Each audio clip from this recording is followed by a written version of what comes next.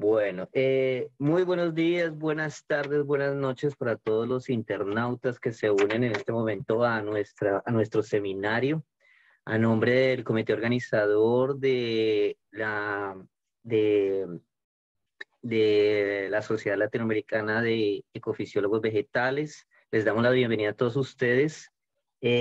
Como es de costumbre, mensualmente tenemos nuestro seminario invitando a investigadores de diferentes ramas del área de ecofisiología que compartan con nosotros sus experiencias, sus avances de investigación.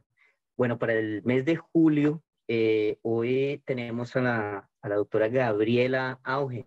Gabriela es argentina. Ella hoy en día nos va a presentar sus avances de investigación relacionados con la plasticidad,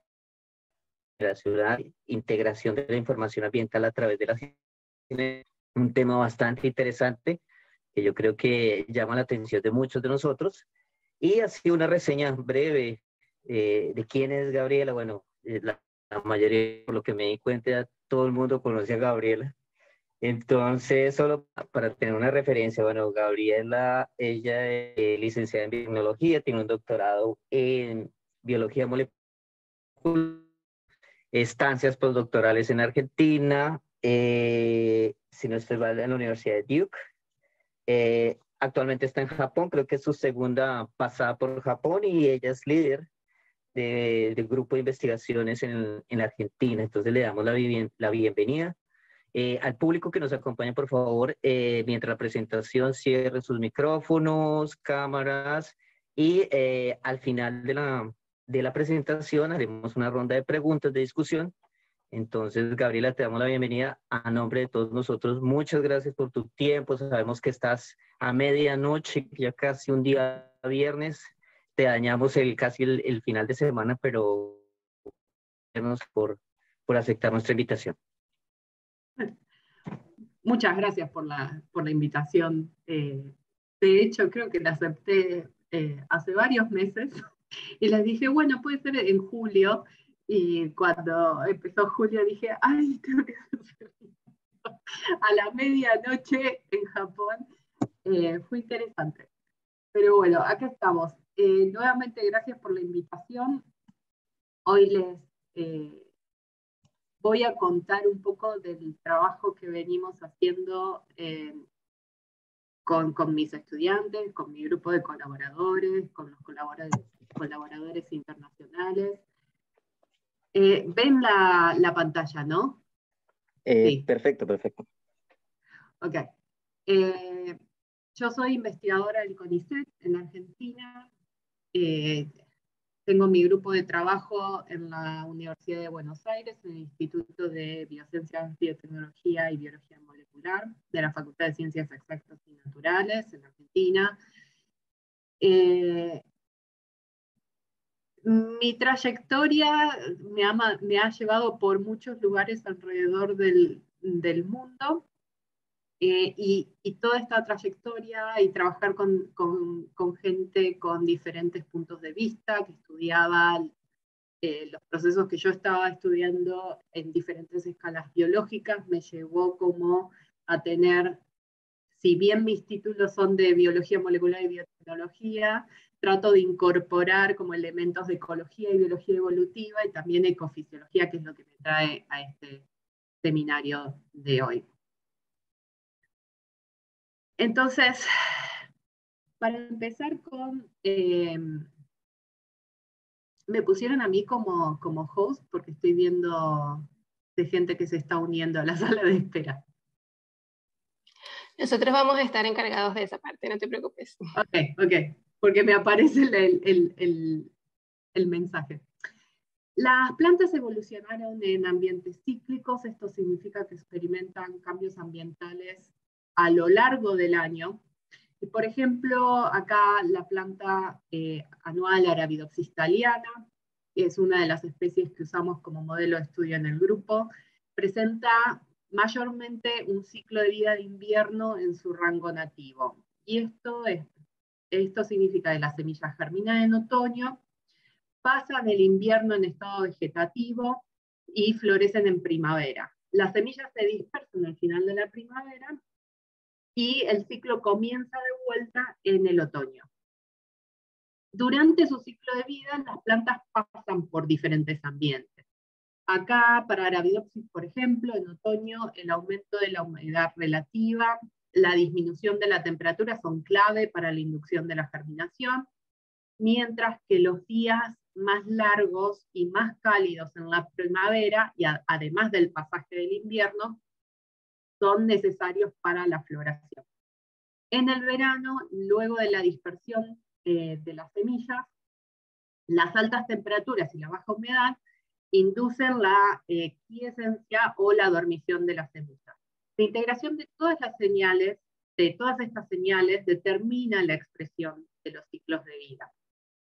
Si hay perturbaciones en estas condiciones, lo que puede pasar es que los ciclos de vida se desincronicen con los momentos óptimos del año para el desarrollo y de esta manera se reduce el fitness o incluso la supervivencia de generaciones enteras.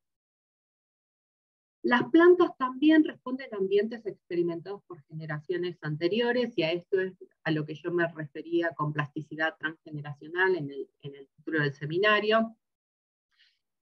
En la presentación de hoy a esto lo voy a llamar como efectos intergeneracionales o memoria ambiental. Estos efectos pueden afectar la expresión de los fenotipos óptimos en los momentos correctos del año, aunque también podrían contribuir con más información que otorgue plasticidad y mejore el fitness de generaciones subsiguientes. ¿Por qué es importante entender este tipo de efectos? La memoria ambiental puede afectar el ajuste de los ciclos de vida a los cambios estacionales. Y esto a su vez tiene el potencial de influir sobre la expresión de las trayectorias evolutivas. Pero a su vez, saber cómo un ambiente puede afectar la respuesta de generaciones futuras nos otorgaría poder predictivo que nos permitiría mejorar el manejo de ecosistemas naturales y agrícolas, más considerando las proyecciones de cambio climático. En nuestro grupo de trabajo tenemos como objetivo principal desentrañar los secretos de los efectos intergeneracionales o de la memoria ambiental, primero explorando las respuestas ambientes de generaciones anteriores y su persistencia, indagando sobre los mecanismos subyacentes involucrados y evaluando el potencial predictivo y biotecnológico. Para esto usamos varias especies que nos permiten estudiar los efectos intergeneracionales en diferentes escalas biológicas, y hoy en particular les voy a mostrar resultados que hemos obtenido con Arabidopsis y con biotipos maleza de arroz desde el punto de vista fisiológico y ecofisiológico. Nosotros sabemos ya hace tiempo que la temperatura en la que crecen las plantas influye sobre la germinación de la progenie. Y acá en este gráfico lo que les muestro es para el ecotipo Lancer erecta de la especie Arabidopsis thaliana. Pueden ver que disminuir la temperatura durante el periodo de crecimiento vegetativo o durante el periodo de crecimiento reproductivo reduce la germinación de las semillas comparados con semillas de plantas madres que fueron crecidas a 22 grados durante todo su ciclo de vida. O sea que bajar la temperatura en algún momento del ciclo de vida de la planta madre induce la dormición en las semillas de la progenie. Y esto muestra que, al menos en este ensayo de acá, de este paper, que este efecto materno es bastante fuerte. Para explorar un poco más estos efectos y su persistencia, nosotros diseñamos un ensayo para comparar las respuestas de las progenies, ahora de otro ecotipo, comúnmente usado en el laboratorio, Columbia 0 o COL para los amigos, y las crecimos en una combinación de ambientes de 18 y 24 grados. Las crecimos durante todo el ciclo de vida, ya sea 18 o a 24, o las crecimos a una temperatura antes de floración y luego las cambiamos después de floración a la temperatura contrastante. Y obtuvimos dos tratamientos más, 18-24 y 24-18. Con la segunda generación que cosechamos, hicimos ensayos de germinación y de floración para ver la respuesta a los efectos maternos a esos ambientes que hicimos los 4 combinados. Pero además hicimos un ensayo combinatorio completo donde crecimos la segunda generación en los mismos tratamientos que la primera generación, obteniendo en total una combinación de 16 tratamientos entre el ambiente de la generación 1 y de la generación 2. Esa generación 3 la cosechamos y evaluamos la combinación de los ambientes de estas generaciones sobre el ciclo.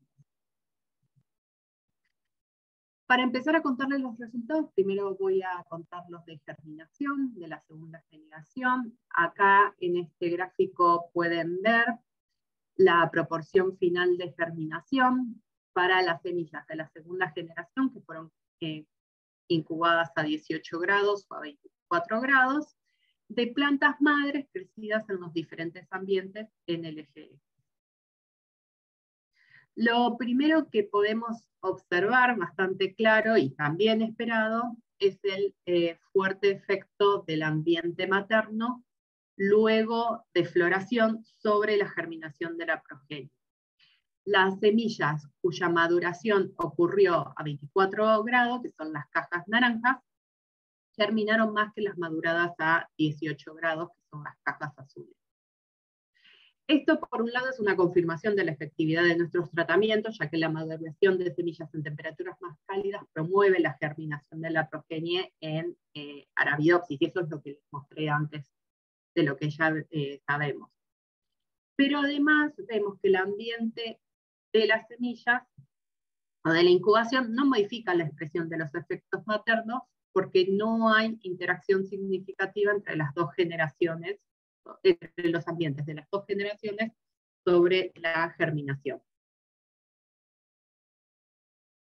Pero analizando más de cerca qué pasa con los ambientes antes y después de floración, vimos que hay efectos bastante interesantes. Para ver esto de forma más clara, les voy a mostrar los resultados también con este tipo de gráficos, en donde se ve la magnitud y dirección del efecto de un determinado ambiente sobre la germinación. En el eje X tienen las probabilidades de germinación, lo que se encuentra a la derecha del 0, indica un efecto positivo sobre la germinación, y lo que se encuentra a la izquierda del 0, un efecto negativo. Y el intervalo de confianza, que son estas líneas horizontales de acá, se cruzan con la línea del 0, significa que el efecto no es significativo. Primero podemos ver cómo, ya adelanté antes, el efecto de temperaturas más cálidas luego de floración inducen significativamente la germinación. La magnitud de este efecto parece tener como una tendencia y depender del ambiente antes de floración, ¿sí? Cuando analizamos ahora el ambiente antes de floración, vemos que cuando después de floración las plantas madres experimentan 18 grados, que es el ambiente que induce la dormición y en el que podemos ver las diferencias, las temperaturas cálidas antes de floración disminuyen la probabilidad de germinación. Quiero que noten acá esto que es sumamente interesante, que frente a un mismo estímulo, que son temperaturas cálidas, podemos obtener efectos opuestos sobre la germinación de la progenie cuando es experimentada en diferentes estadios del desarrollo de la planta madre. Y esto sin importar el ambiente de las propias semillas, el ambiente de incubación de las semillas. Aunque interesante, nosotros esperábamos encontrar un efecto materno sobre la primera transición del desarrollo de la progenie. ¿Por qué es esto? Podemos discutirlo después. Pero, ¿qué pasa con el resto del ciclo de vida de la progenie? ¿Son persistentes estos efectos o no? Para estudiar esto, lo que hicimos fue crecer la progenie a 18, 24 grados y la progenie de los diferentes ambientes maternos, ¿sí? A 18 y 24 grados, y tomamos el tiempo a floración. En este gráfico pueden ver los datos de números de hojas para la progenie crecida a 18 o 24 grados en el eje X, de plantas madres que recibieron los diferentes tratamientos, que son los diferentes colores.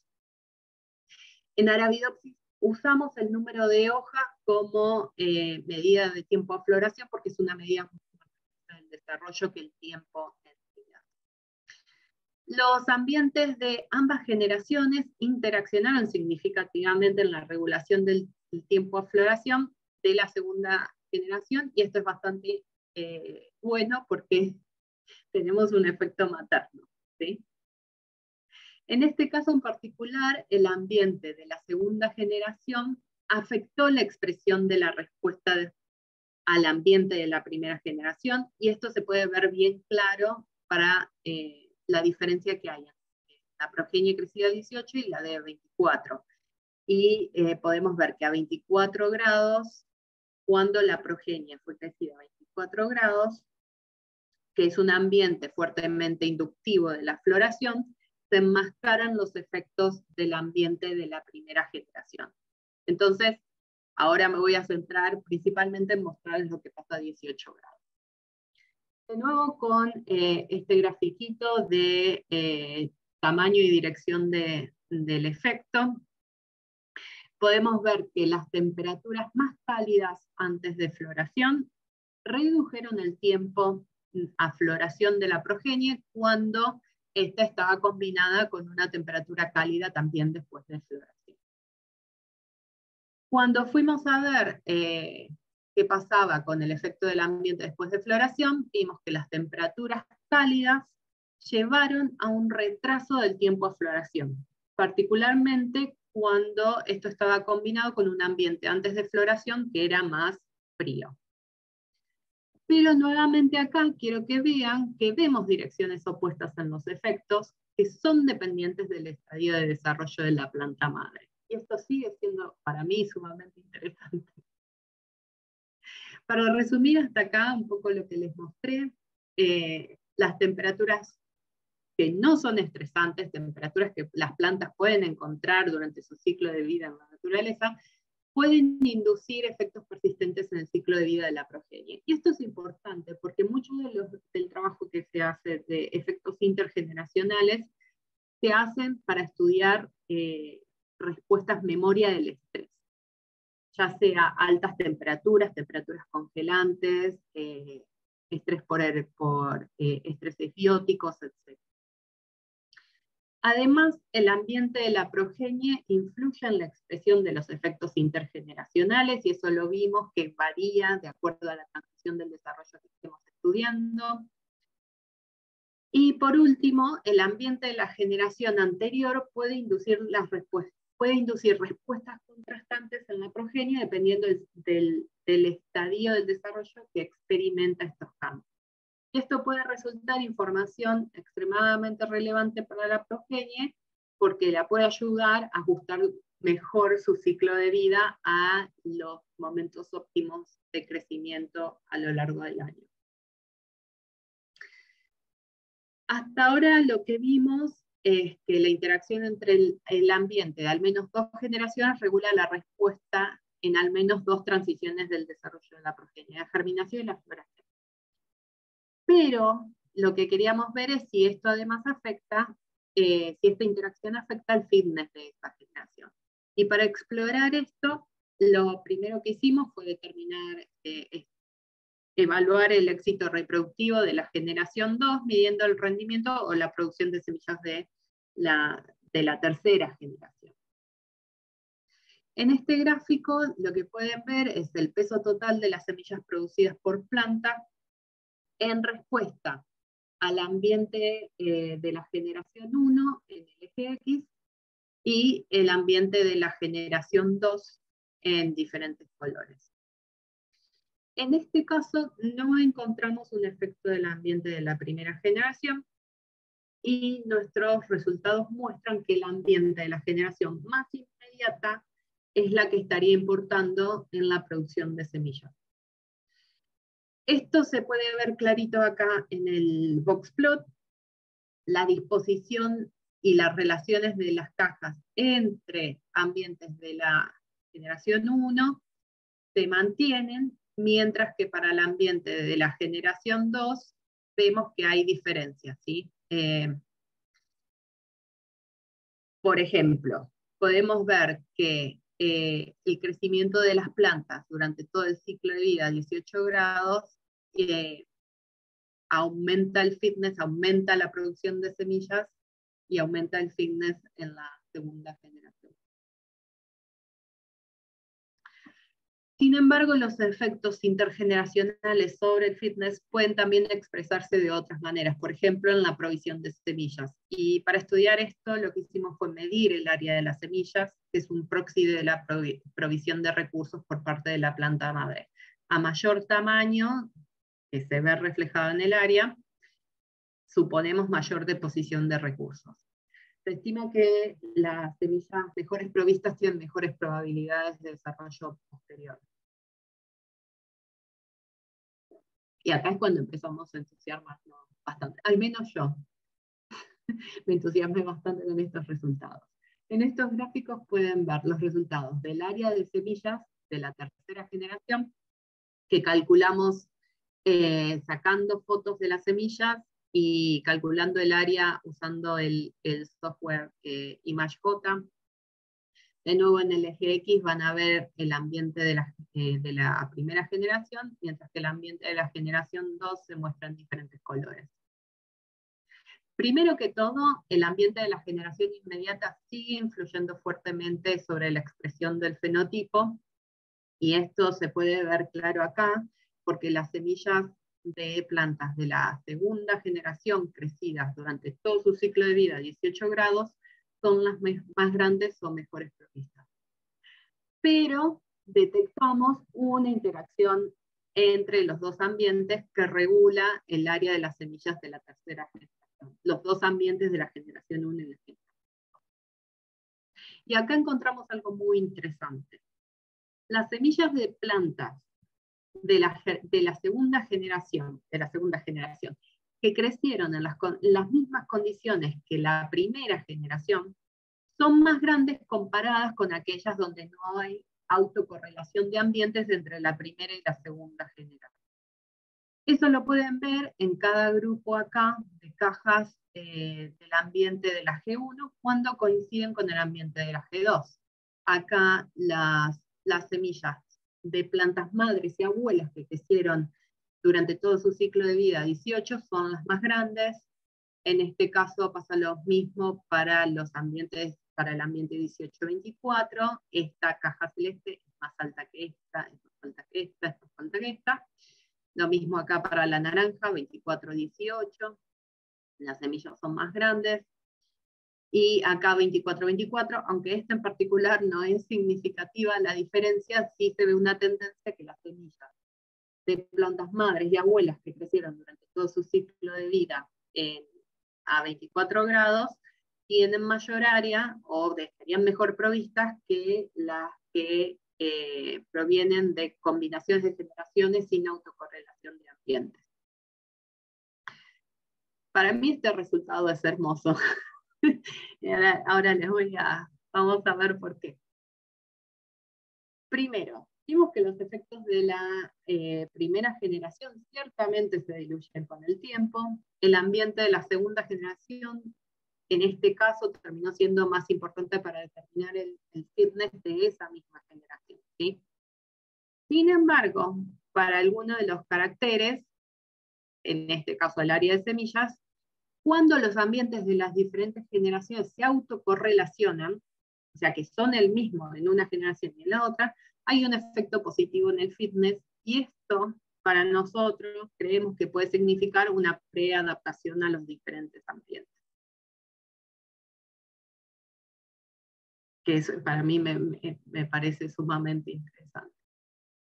Pero bueno, aunque estos resultados me generan un poco de palpitaciones y me ponen muy contenta, nos parece que es importante ver qué pasa más allá del laboratorio, y esto lo estudiamos con especies de importancia agrícola, en especial con malezas. En el transcurso de los miles de años en los que venimos domesticando cultivos, hemos propiciado cambios en el ambiente que llevaron a la evolución de las malezas agrícolas.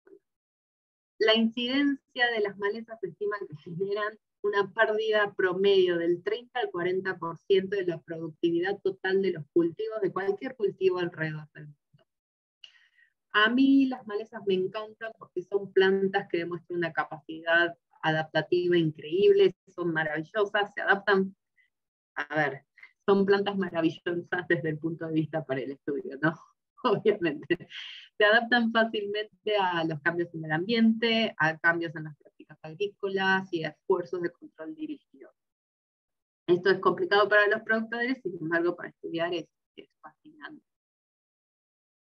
Una de ellas en particular, el arroz maleza, se puede encontrar en todos los lugares donde se cultiva arroz alrededor del mundo. Sabemos que mayormente evolucionó independientemente de múltiples eventos de domesticación a partir de las variedades de arroz comúnmente cultivadas en diferentes regiones. Y en el mapa que tienen acá pueden ver qué tan comunes fueron estos eventos alrededor del mundo. Dado que la mitad de la población mundial depende diariamente del arroz como fuente de energía, el arroz maleza termina siendo una maleza de gran preocupación. Además, al ser la misma especie que el arroz, aumenta un nivel, digamos, la dificultad de control, lo que hace que los costos se incrementen mucho más para los productores. El arroz maleza reúne varias características comunes para todas las malezas, entre ellas la dispersión de las semillas a la madurez y el alto nivel de dormición. En este esquema acá a la derecha pueden ver las características de diferentes tipos de arroz maleza y el momento en que ocurrió su evolución dentro del proceso de domesticación del arroz, junto con algunos de los genes que son los que están bajo, los que estaban bajo selección en el proceso de domesticación y que se han escapado ciertos alelos en la evolución de las malezas del arroz maleza. Las poblaciones de arroz maleza alrededor del mundo muestran un enorme rango de variabilidad en todos estos caracteres determinados para las malezas. En este gráfico de acá pueden ver la respuesta de germinación en el eje Y de 3 tipos de maleza japonés. Black Hole, que es un grano oscuro, Straw Hole, que es el grano clarito, derivado de la variedad japónica de zonas templadas, y Straw Hole, derivado de la variedad japónica de zonas tropicales. Estas semillas fueron incubadas a 15 o a 30 grados, y se repitieron los ensayos a diferentes tiempos luego de cosecha. Lo que se puede ver bien claro es cómo se separan las líneas de colores entre ellas.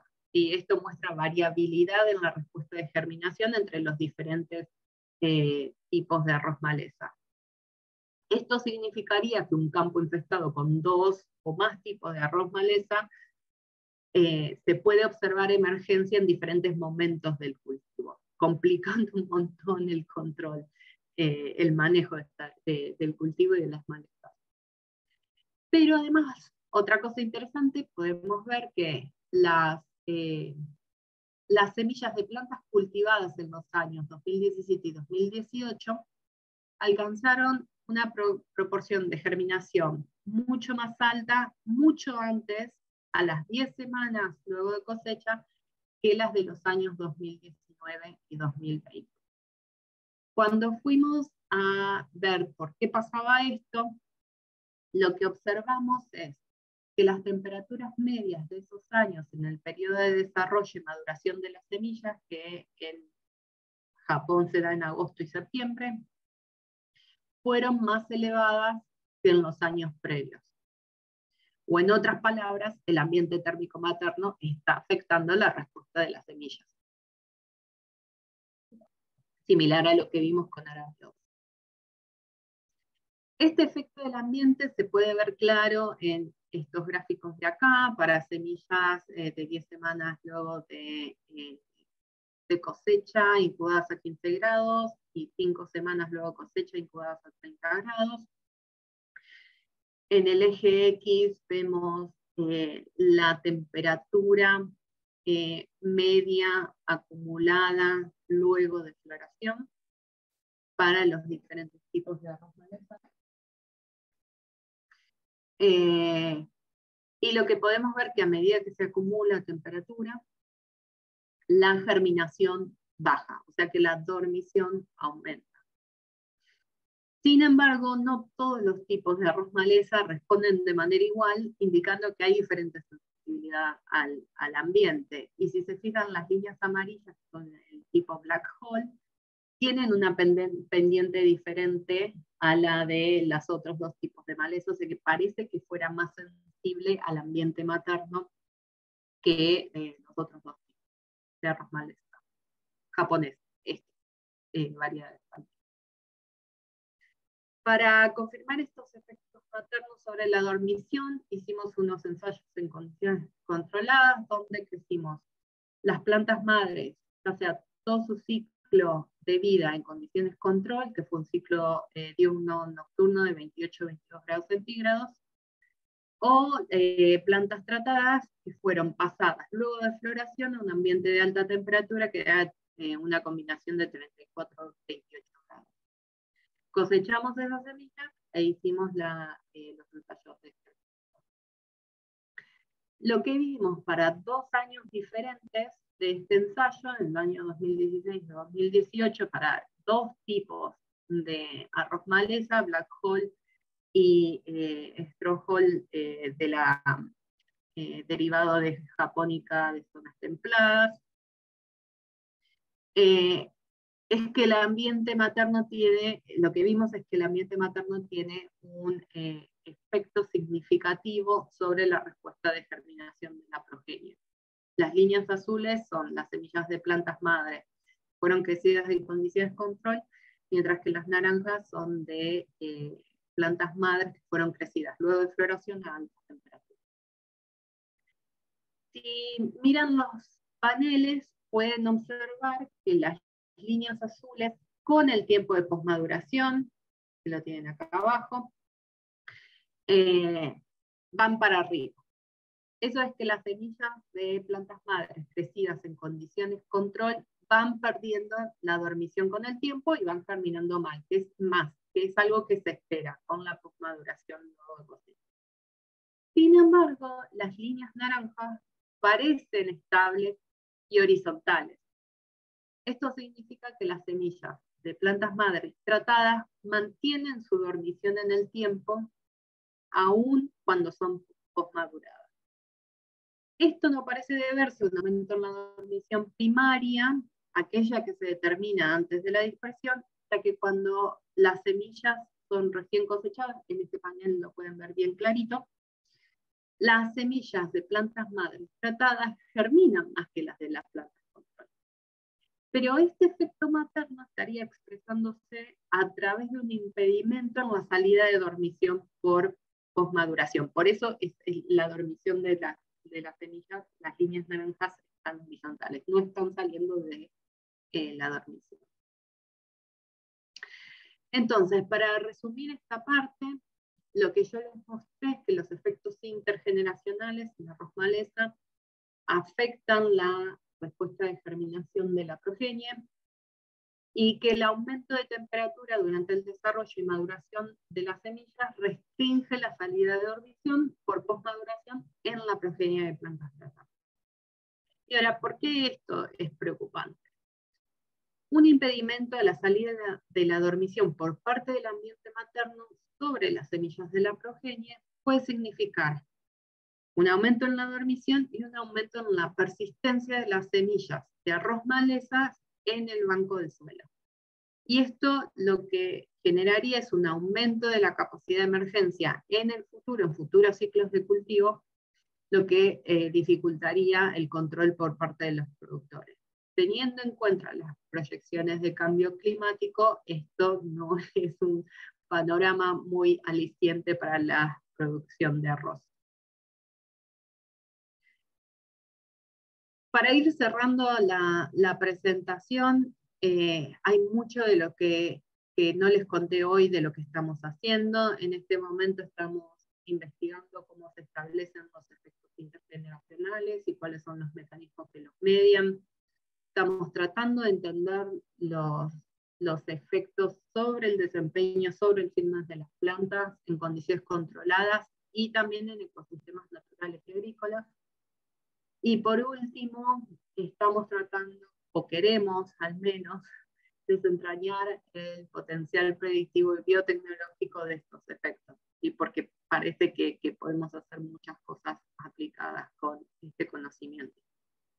Lo que creemos es que poner toda esta información junta puede ayudar a generar mejores herramientas para el manejo de los ecosistemas naturales y agrícolas en vistas de las proyecciones de cambio climático.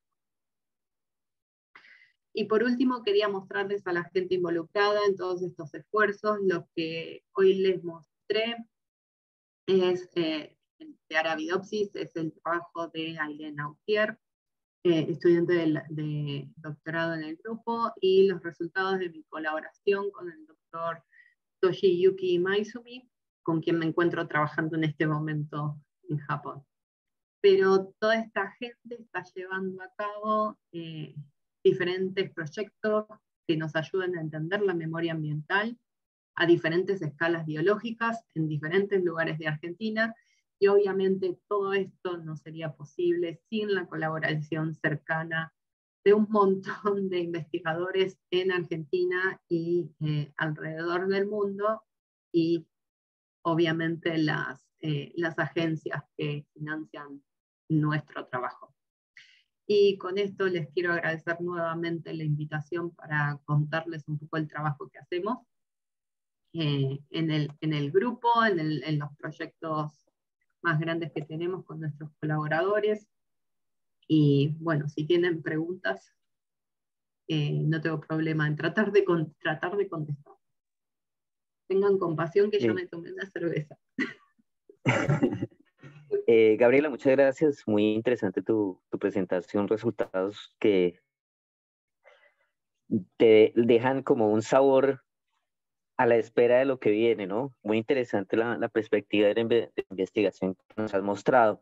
Me gustaría saber si alguien del público, los internautas, tienen preguntas, las pueden, por favor, abrir su micrófono, hacerla o vía chat, por favor.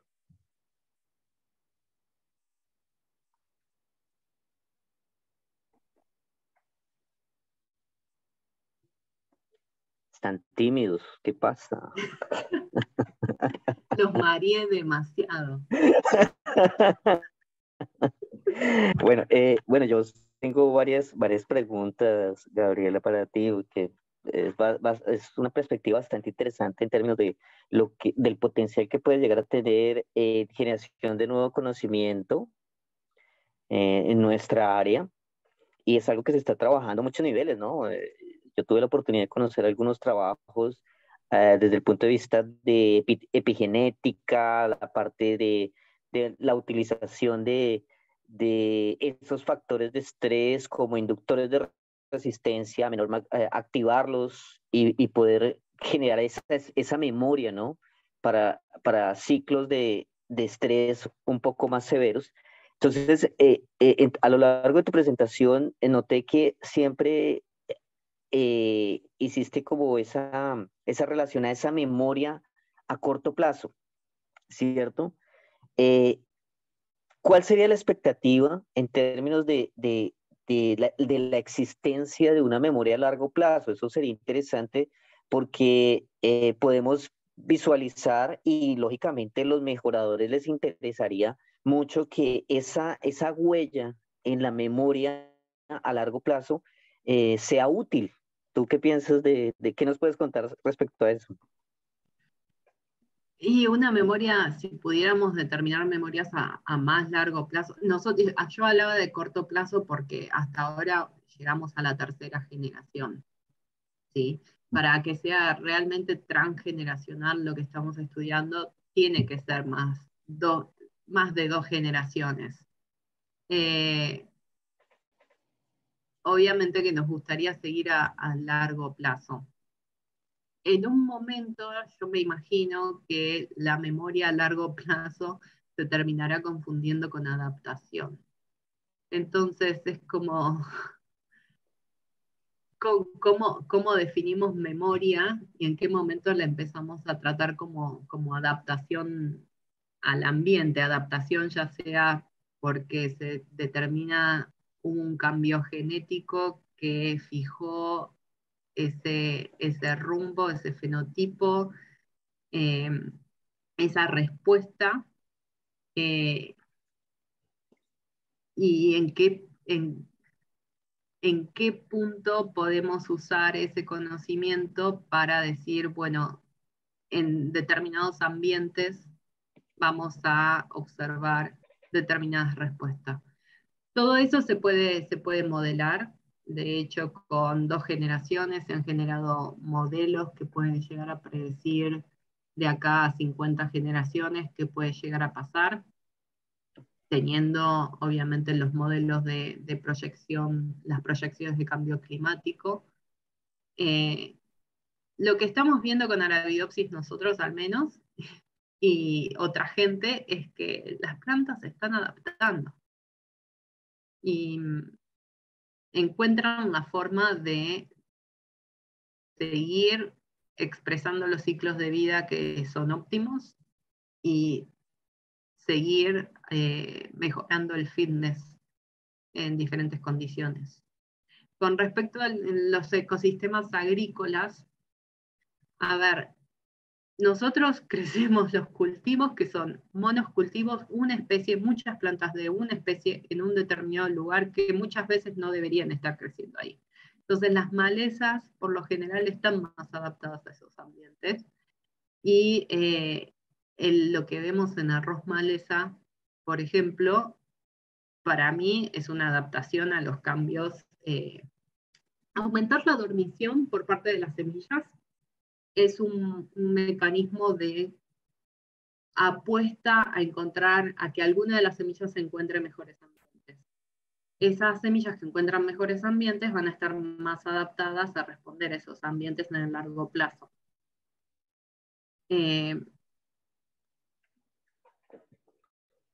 A mí me encantaría que este tipo de proyectos se haga en consecutivo en varios años. Muchas veces la limitante es la financiación. Entonces, los proyectos a largo plazo, por eso trabajamos, por ejemplo, con Arabidopsis, que es una planta de ciclo corto, al menos con algunos ecotipos, y podemos estudiar varias generaciones en un año. Con arroz maleza se nos complica un poco más, porque tenemos que crecerlas en verano, nada más. Bueno, las estamos creciendo en invernadero, pero a contraestación por ahí no les va tan bien como les va en el verano, aún con olas de calor, les puedo decir. Pero sí, todo esto tiene el potencial de encontrar, y es parte de lo que estamos haciendo, tratar de encontrar las bases moleculares, genéticas o epigenéticas que regulan las respuestas a largo plazo en las plantas para en algún momento poder trasladar esa información a otras especies, como pueden ser los cultivos, y de esa manera generar plantas que sean más adaptables a ciertos ambientes en el futuro. No, ok, sé si Gabriela, muchas gracias. Pregunta. Bueno, no, lógicamente eso es un otro mundo, porque estaríamos hablando de plasticidad fenotípica, estaríamos hablando lo que tú dijiste respecto a la adaptación, a fenómenos de adaptación. Entonces ahí comenzamos a entrar en ese juego de quién fue primero, el huevo o la gallina. ¿cierto? Entonces, es muy interesante, lógicamente necesitamos estudios un poco más refinados, más profundos, ir avanzando en esa perspectiva. Bueno, le recuerdo a los internautas que quienes quieran asistir la presentación de Gabriela a través de nuestro canal de YouTube, estaremos subiendo y también por nuestras redes sociales, estaremos subiendo el link para que ustedes nuevamente la puedan acompañar. Por aquí Elaine tiene una pregunta, Gabriela. Sí, Dice ella, dado que tus estudios en Arabidopsis implican tratamientos de temperatura que la planta experimenta en su ambiente natural, ¿esperas que si se usan tratamientos de temperatura de estresantes, ya sean temperaturas más altas o bajas que 24 o 28 grados centígrados, los efectos serían los mismos? Bueno, parte de eso lo estamos haciendo. Trabajamos con vernalización también, que es hacemos simulación de pasaje de invierno y también tenemos efectos transgeneracionales en ese caso. Es con vernalización, que es 4 semanas a 4 grados, lo que vemos es un aumento de la germinación en la progenie, que es contrario al efecto que estuvimos viendo de frío luego de maduración, que es hacer dormir a las semillas.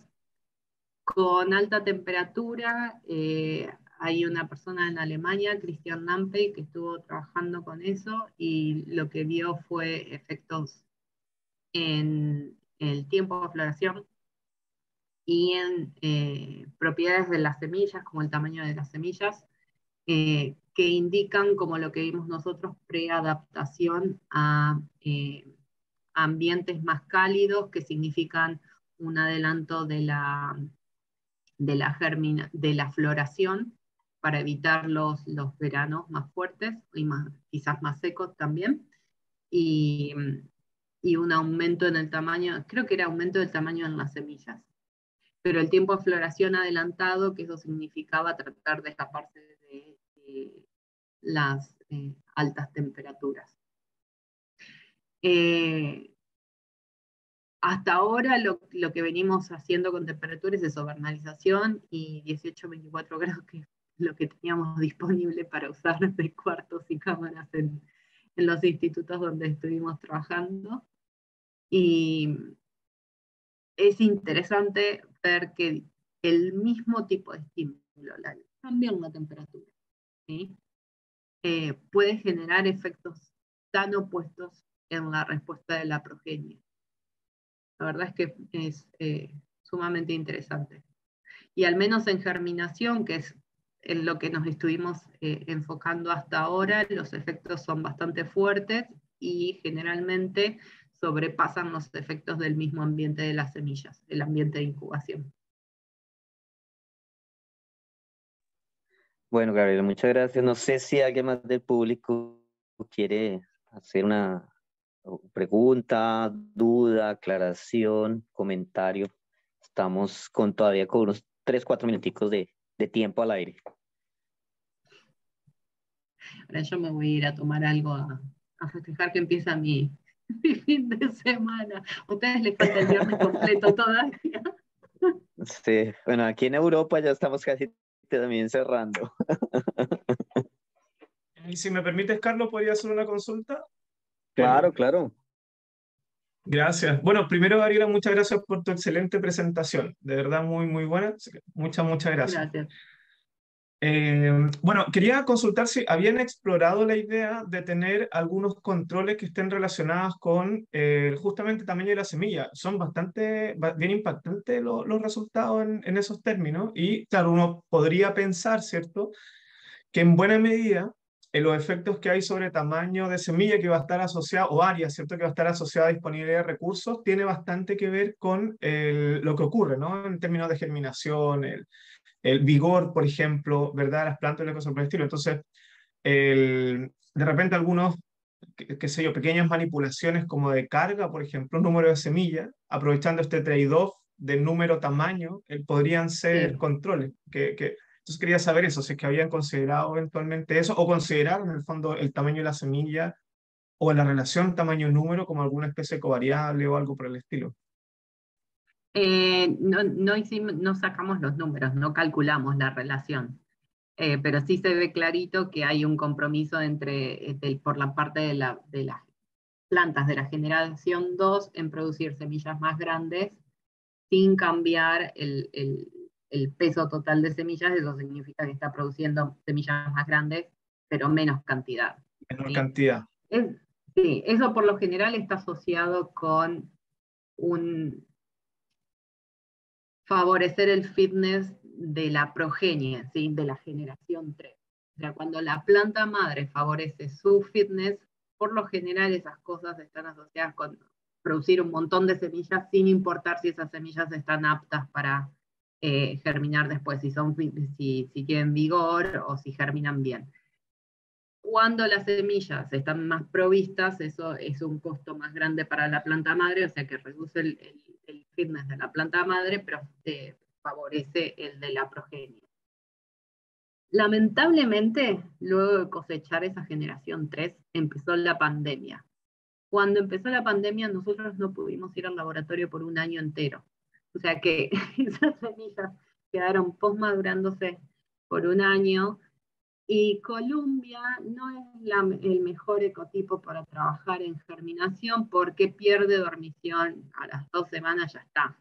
O sea, germina 100%, no importa el tratamiento en que las ponga. Sí, lo que hizo Ailén fue medir el largo del hipocotilo de la generación 3 para ver si había diferencias en oscuridad, ¿sí?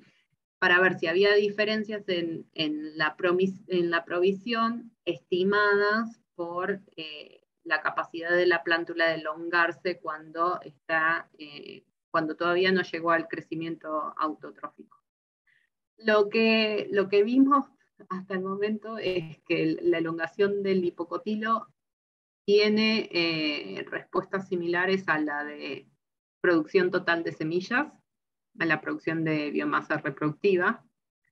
Entonces no sabemos muy bien cómo, quizás no sea la mejor forma de medir después de tanto tiempo, después de 2 años de haber cosechado esas semillas, qué es lo que pasa con la provisión. ¿Sí? Buenas luces de todas formas. Sí, sí. Definitivamente. ¿Por qué son más grandes las semillas? No sé. Que sean más grandes en ambientes en los que se correlacionan la generación 1 y la generación 2, eso es sumamente interesante, más allá de lo que hayamos visto con los datos de hipocotilo. Bien, muchas gracias. Muy, muy interesante trabajo. Gracias. Bueno, muchas gracias a todos. Yo creo que hoy fue una tarde tarde, mañana, noche muy provechosa para la comunidad. Por favor, nuestras redes sociales están abiertas a sus dudas, preguntas. Los que se quieren unir a nuestro grupo en Facebook, solo buscarnos Red Latinoamericana de Ecofisiólogos Vegetales. También estamos por Twitter, y nuestro canal de YouTube. Entonces ahí encontrarán todos los seminarios, los que ya se han realizado, nuestros eventos 2020-2021, y esperamos que ustedes se unan, compartan con nosotros dudas, preguntas. Generalmente estamos compartiendo oportunidades de estudio, de trabajo y nuevas cosas. Entonces, Gabriela, muchas gracias por tu tiempo. Espero que tengas un resto de sábado. Yo creo que es ya casi un resto de sábado, de descanso. Sí. Que descanses. Muchas gracias por tu tiempo, por tu disposición, y estamos aquí siempre para conectarnos en este mundo. Y lo mismo Muchas a gracias. todos nuestros participantes. Una feliz tarde, una feliz mañana, un resto de viernes bien productivo para todos. Muchas gracias. Gracias, Gabriela. Gracias a todos. Muchas gracias, Gabriela. Saludos a todos. Saludos. Chao, Lucre.